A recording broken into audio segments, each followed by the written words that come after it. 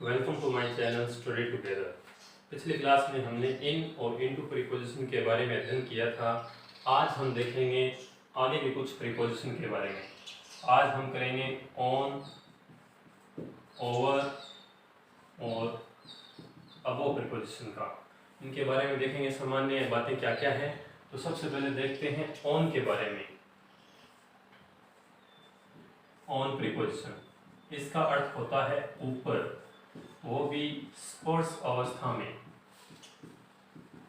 स्पर्श अवस्था में यानी एक वस्तु किसी दूसरी वस्तु के ऊपर स्पर्श अवस्था में है, तो उस सिचुएशन में हम यूज करेंगे ऑन प्रीपोजिशन का। जैसे एग्जांपल लेते हैं कि किताबें टेबल पर हैं, तो the books are on the table. किताबें हैं वो टेबल के ऊपर हैं, तो किताबें टेबल के ऊपर रखेंगे तो एक दूसरे से क्या होंगी, स्पर्श होंगी। तो स्पर्श अवस्था में ऊपर के अर्थ में हमें ऑन का प्रयोग करना है। जैसे दूसरा example, this word is on page 5। ये इसका सामान्य सा पहला नियम है जिसको नाम देते हैं ए। दूसरा नियम देखते हैं कि ऑन का प्रयोग कहाँ होता है। ऑन का प्रयोग होता है दिन और दिनांक से पहले, यानी समय के लिए इसका यूज किया जाता है। जैसे सबसे पहले देखते हैं दिन का एग्जांपल कि वह सोमवार को आएगा, तो he will come on Monday. तो मैंने यहाँ दिन का नाम लिखा और दिन के नाम से पहले कौन से प्रीपोजिशन का यूज किया, ऑन का। इस प्रकार से किसी भी दिन का नाम हो, जैसे संडे, मंडे, ट्यूसडे जो भी है, तो उससे पहले ऑन का प्रयोग किया जाएगा। दिनांक का दूसरा एग्जांपल लेते हैं दिनांक का, कि उसका जन्म है 23 जुलाई को हुआ था, तो ही वॉज बोर्न ऑन 23 जुलाई। तो दिनांक जब भी हो तो वहां पर हम प्रीपोजिशन ऑन का यूज करेंगे। तीसरा इसका सामान्य सा नियम है निर्भरता बताने के लिए। निर्भरता बताने के लिए, जैसे कोई व्यक्ति किसी चीज पर निर्भर है, तो जिस चीज पर निर्भर है उस चीज से पहले किस प्रीपोजिशन का यूज करना होता है, ऑन का प्रयोग करना होता है। जैसे आई लिव्स ऑन टीचिंग, यानी जो मेरा जीवन यापन है वो टीचिंग पर चलता है, यानी मेरी जो आजीविका है वो अध्यापन पर निर्भर है।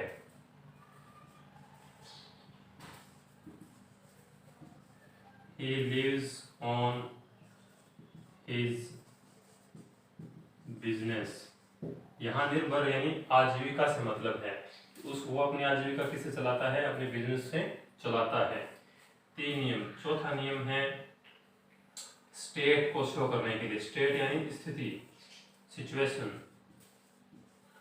इसमें कुछ दो एग्जांपल मैं आपको बताऊंगा जो फिक्स हैं। जैसे आप शॉपिंग मॉल में या किसी भी ऑनलाइन वेबसाइट पे जाते हो, तो वहां पर आप एक चीज देखते हो ऑन सेल, यानी जो आइटम है वो ऑन सेल यानी बिक्री पर है। इस प्रकार का यदि आपको संदर्भ किसी वाक्य में मिले तो वहां सेल से पहले आपको ऑन का यूज करना है, यानी कि ये जो वस्तु है वो बिक्री के लिए है।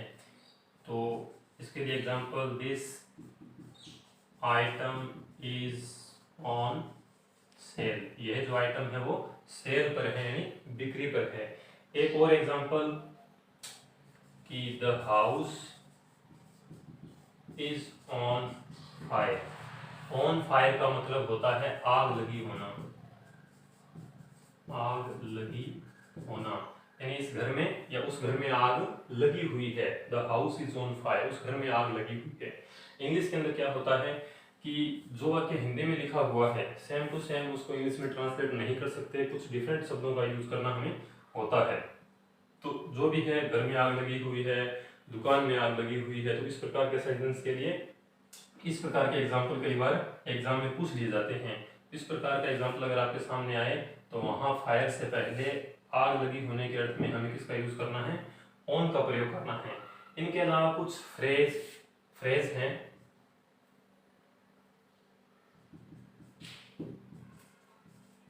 कुछ फ्रेजेस हैं यानी ग्रुप ऑफ वर्ड हैं जिनसे पहले हमें ऑन का प्रयोग करना होता है, उनका हिंदी में अर्थ देखेंगे।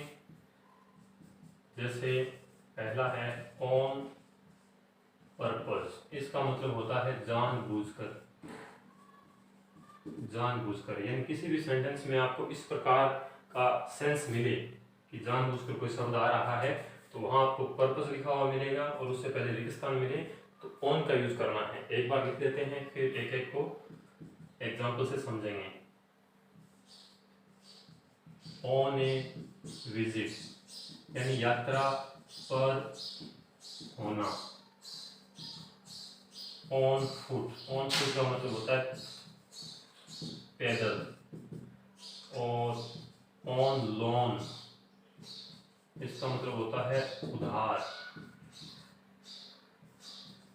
ऑन इंटरेस्ट, इसका मतलब होता है ब्याज पर।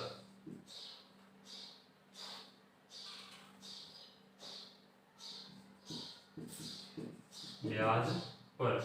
इसमें अपने कुछ एग्जांपल देखते हैं। जैसे वह पैदल आ रहा है, तो पैदल किसी सेंटेंस में अगर पैदल का सेंस आ रहा है, ठीक है, यानी पैदल वर्ड आ रहा है हिंदी में बोलने पर, तो वहां इंग्लिश में लिखते समय हमें ऑन फुट करना होगा।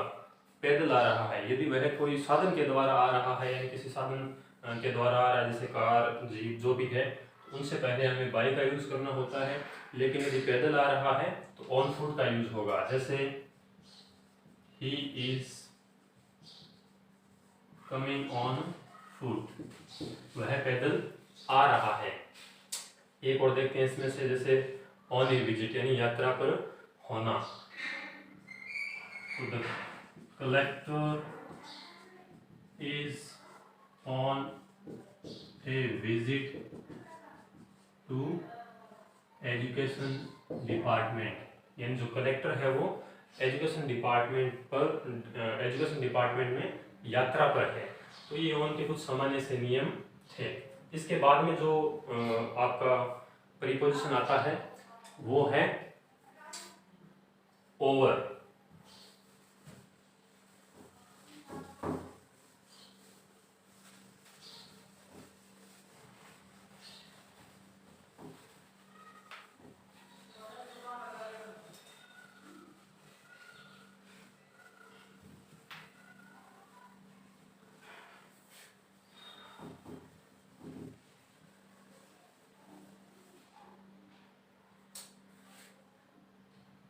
इसके अंदर दूसरा प्रीपोजिशन है ओवर। ओवर का मतलब ही होता है ऊपर, लेकिन स्पर्श अवस्था में, स्पर्श अवस्था में कोई चीज किसी चीज के ऊपर है, उस स्थिति में किसका यूज करेंगे? ओवर का यूज करेंगे। लेकिन वो भी एकदम बिल्कुल स्ट्रेट होनी चाहिए। किसी चीज के ऊपर कोई दूसरी चीज है वो बिल्कुल एकदम सीध यानी स्ट्रेट होनी चाहिए। उस कंडीशन में हमें ओवर का यूज करना है। जैसे the fan is over my head, the fan is over my head, कि पंखा है वो मेरे सर के ऊपर है। तो एक और लिख सकते हो, जैसे आप the cloud is over my head, यानी कोई बादल अगर आपके ठीक सर के ऊपर है उस सिचुएशन में आप बोल सकते हो the cloud is over my head. दूसरा जो इसका नियम है ओवर का वो है सत्ता या आप बोल सकते हो पावर बताने के लिए। सत्ता या पावर बताने के लिए। जैसे महाराणा प्रताप ने मेवाड़ पर राज किया या शासन किया, अंग्रेजों ने इंडिया पर शासन किया। तो इस प्रकार के सेंटेंस जिसमें सत्ता या शासन की बात हो तो वहां पर हम कौन से प्रीपोजिशन का यूज करेंगे? ओवर का यूज करेंगे। ठीक है, जैसे महाराणा प्रताप ने मेवाड़ पर भी बोल सकते हैं या के ऊपर शासन किया या राज किया, शासन किया या राज किया। तो यहाँ भी ऊपर का ही अर्थ आ रहा है, लेकिन यहाँ पर महाराणा प्रताप की एक जो शासन करने की जो क्वालिटी है या श्रेष्ठता है उसके बारे में जिक्र किया गया है। तो आप यहाँ पर ऊपर के अर्थ में ओवर का यूज करेंगे। इंग्लिश में लिखते हैं महाराणा प्रताप शासन करना, रूल किस पर किया, ओवर मेवाड़। महाराणा प्रताप ने मेवाड़ पर शासन किया। तो रूल्ड और एक फ्रेजल वर्ब भी है जिसका मतलब होता है किसी चीज पर शासन करना। ये भी बहुत ही महत्वपूर्ण है। इसी प्रकार से एक और एग्जांपल देख लेते हैं। Britishers ruled over India about 200 years, यानी अंग्रेजों ने भारत पर लगभग 200 सालों तक राज किया। तो यहाँ अबाउट प्रीपोजिशन का यूज हुआ है लगभग के अर्थ में। ये आगे बढ़ेंगे। और यहाँ ओवर का मतलब किसी चीज, कोई व्यक्ति किसी पर शासन करता है, किसी राज्य पर या किसी व्यक्ति पर भी हो सकता है। तो सत्ता या पावर दिखाने के लिए हमें किसका यूज करना होता है, ओवर का यूज करना होता है। एक और छोटा सा इसका नियम है ओवर का, बिछाने के अर्थ में, ढकने के अर्थ में। बिछाने के या ढकने के अर्थ में, यानी आप किसी कपड़े से कुछ चीज ढक रहे हो या किसी बेड पर या पलंग पर कोई शीट या बेडशीट वगैरह बिछा रहे हो, उस सेंस में भी हमें ओवर का यूज करना होता है। स्प्रेड मीन्स होता है बिछाना या फैलाना। Spread this cloth over the table, यानी इस टेबल पे कपड़ा बिछा दो। इसी प्रकार से और भी हो सकता है, स्प्रेड दिस बेड शीट और दैट बेड, ठीक है। Spread this sheet over the bed, ठीक है। बेड पर ये जो शीट है वो बिछा दो। तो ओवर के 3 यूज है। एक तो है एस्पर्स, अवस्था में ठीक कोई चीज ऊपर है तो उस सेंस में हमें ओवर का यूज करना है। सत्ता या पावर दिखाने के लिए हमें ओवर का यूज करना है। या बिछाने और ढकने के अर्थ में भी हमें किसका यूज करना है, ओवर का यूज करना है। ये कुछ महत्वपूर्ण नियम है, सेंटेंसेस हैं जो एग्जाम में पूछे जाते हैं और पूछे जा सकते हैं। इसके बाद में आता है अबो।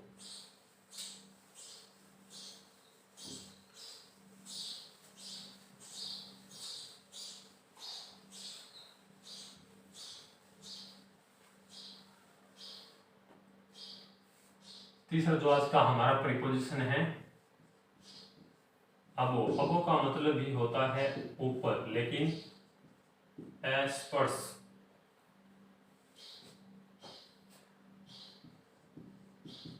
एस्पर्स अवस्था में। तो ओवर और अबो में क्या फर्क है, क्योंकि ओवर में भी एस्पर्स अवस्था में था और अबो में भी क्या है, एस्पर्स अवस्था में है। दोनों में फर्क सिर्फ इतना सा है कि जो ओवर में था वो ठीक ऊपर था, यानी कोई चीज किसी चीज के ठीक ऊपर है, यानी तुम बिल्कुल सीध में है, एक जगह है, स्थिर है, तो वहां पर हम ओवर का यूज करेंगे। लेकिन यदि किसी चीज के ऊपर कोई दूसरी चीज एस्पर्स अवस्था में मूवमेंट कर रही है, ठीक है, मूवमेंट कर रही है, उस केस में हम किसका यूज करेंगे, अबो का यूज करेंगे। जैसे the birds were flying above my head। पक्षी है वो मेरे सर के ऊपर उड़ रहे हैं। तो पक्षी उड़ेंगे तो एक जगह तो उड़ेंगे नहीं, मूवमेंट करेंगे। तो मूवमेंट करने के अर्थ में, ऊपर के अर्थ में हो मूवमेंट करते हुए, तो उस सेंस में हमें अबो का यूज करना है। ये छोटा सा डिफरेंस है अबो और ओवर के बीच में। जैसे the helicopter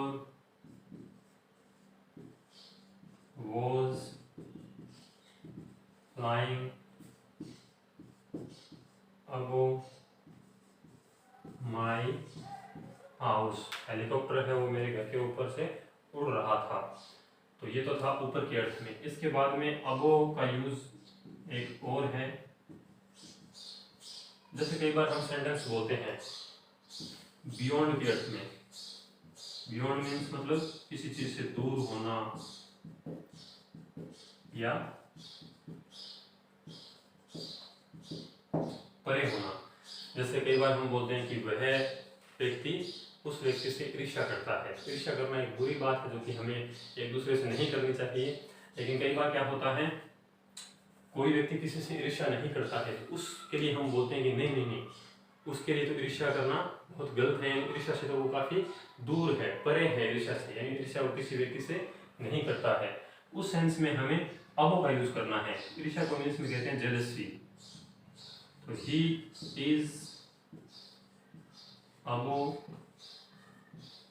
जेलसी, वह जेलसी के ऊपर है। यहाँ ऊपर का मतलब नहीं है, यहाँ पर है बियॉन्ड यानी दूर है, ईर्ष्या से वह दूर है, यानी वह किसी व्यक्ति से ईर्ष्या नहीं करता है। तो he is above jealousy, above jealousy means ईर्ष्या से वह दूर है, यानी वह ईर्ष्या नहीं करता है, कोसों दूर है। His conduct is above suspicion. His conduct is above suspicion. Suspicion means होता है शक। His conduct is above suspicion. Above suspicion means उसका जो व्यवहार है वो शक से परे है, यानी उसका व्यवहार ऐसा है कि उस पर शक नहीं किया जा सकता। उसका व्यवहार क्या है? अच्छा है। तो यहाँ यानी दूर है, शक से दूर है, मतलब वह है कि उस पर शक नहीं किया जा सकता। इस सेंस में हमें अबो का यूज करना है। एक इसमें तीसरा नियम है जो ओवर और अबो दोनों में यूज होता है। से अधिक संख्या में, ठीक है, कोई संख्या किसी से अधिक है तो उस सेंस में हम अबो भी यूज कर सकते हैं और ओवर भी यूज कर सकते हैं। ही इज अबव 40, यहाँ मतलब है कि वह 40 से ऊपर, यानी उसकी उम्र है वो 40 से ऊपर है। ओवर का भी यूज आप यहाँ पर